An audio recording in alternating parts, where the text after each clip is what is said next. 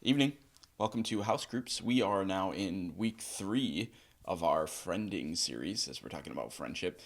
This week we're talking about consumer friendships, and that's the difficult reality that I think many of us in America, when we think about friends, we're only really thinking about what they can do for us, not what we can do for them. And that really isn't the model at all that Jesus describes for friendship in the Bible.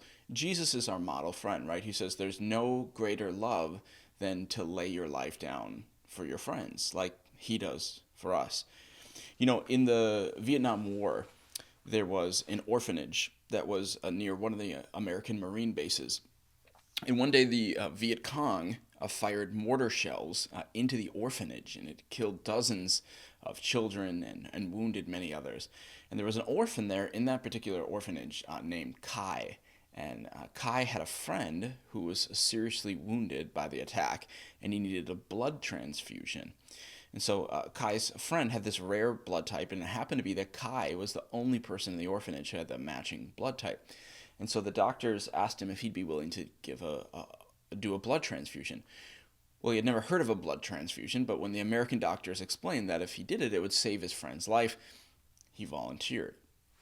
And they set everything up, and as the blood began to flow from Kai to his friend, Kai, this young boy, began to whimper. And the doctor said, "Does it hurt?"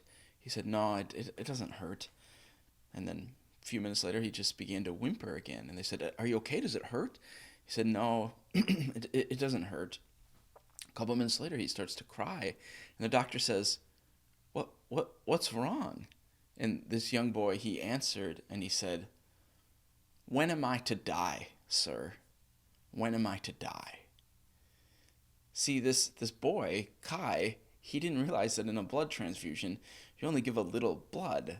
He had pictured in his mind that he was going to give it all, that he was going to give his life for his friend. Listen, I want you to know that we can change the world if we love each other like that.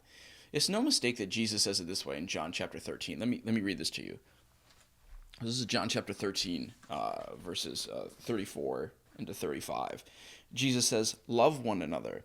As I have loved you, so you must love one another." This is the platinum rule. We love like Jesus loved us. But then he says this: "If you're really loving like he loved us, by this everyone will know that you are my disciples."